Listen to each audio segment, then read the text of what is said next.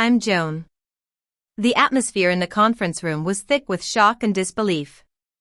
My brother, Victor, stood there, his face pale as a ghost, and his eyes wide with horror. My father, Henry, had gone from red to purple in a matter of seconds, and my mother, Isabella, sat there, her perfectly made-up face drained of all color.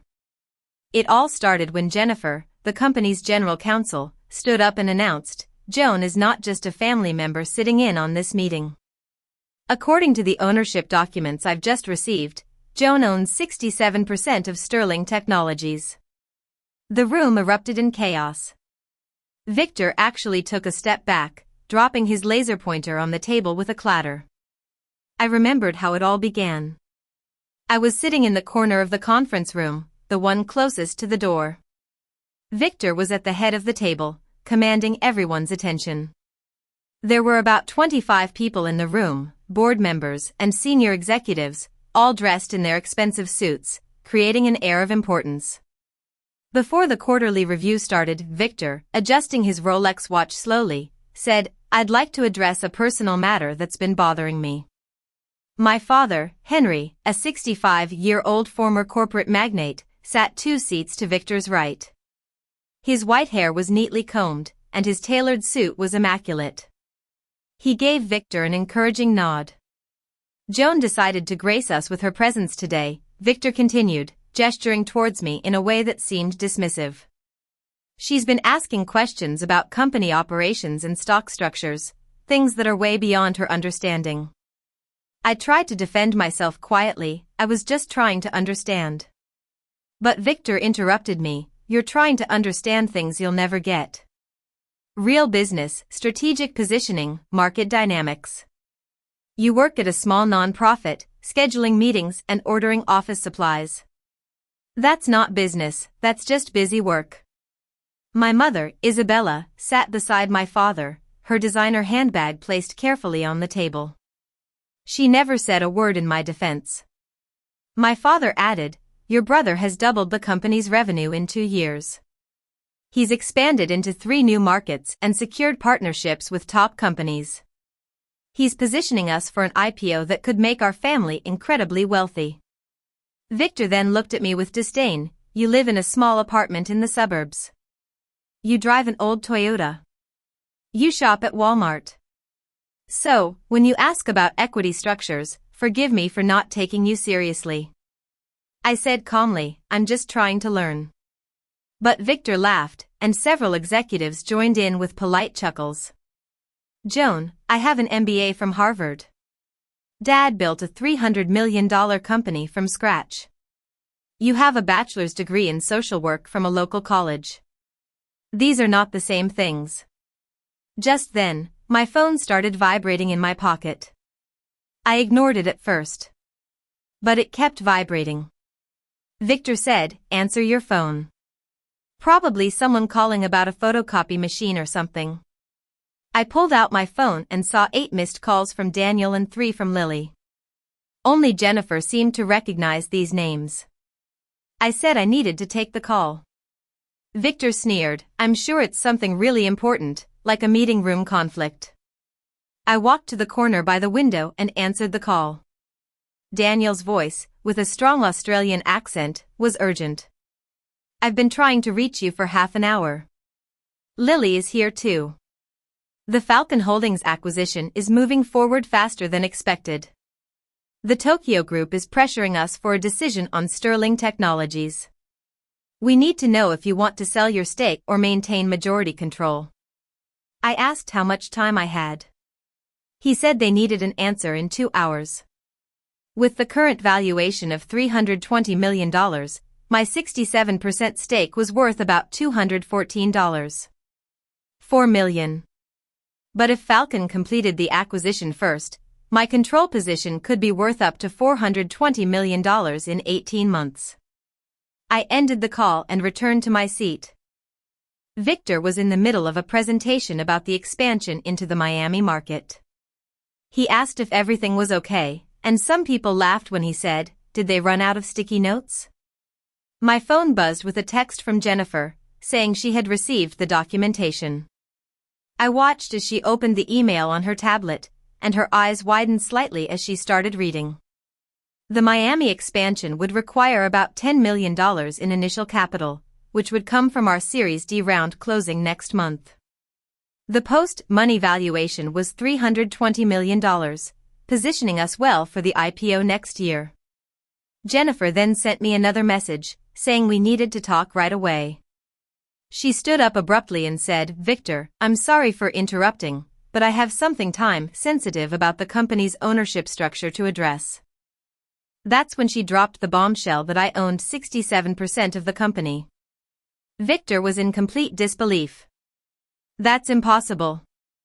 I own 40% of this company, and Dad owns 30%. The investors own the rest." Jennifer corrected him, "You own 40% of voting Class A shares.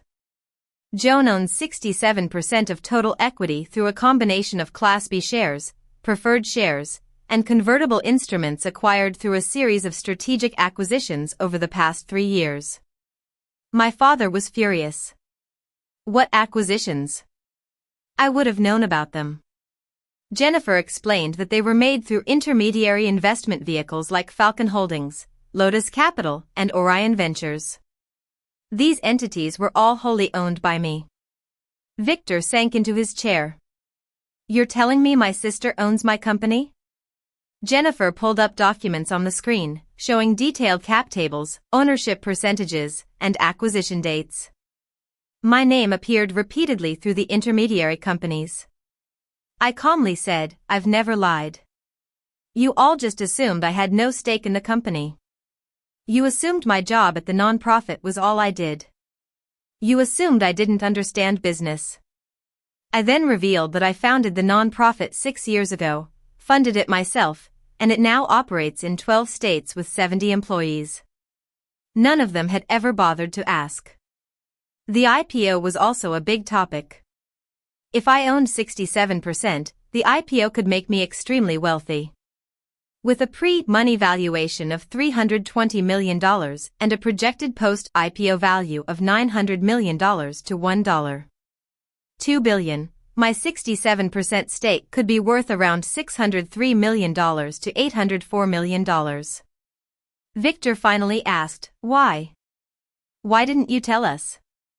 I said, "I wanted to see if any of you would ever ask about my life instead of assuming you knew everything. For years of family dinners, you talked about your deals and successes, and you treated my questions like a child's." My phone rang again. It was Lily.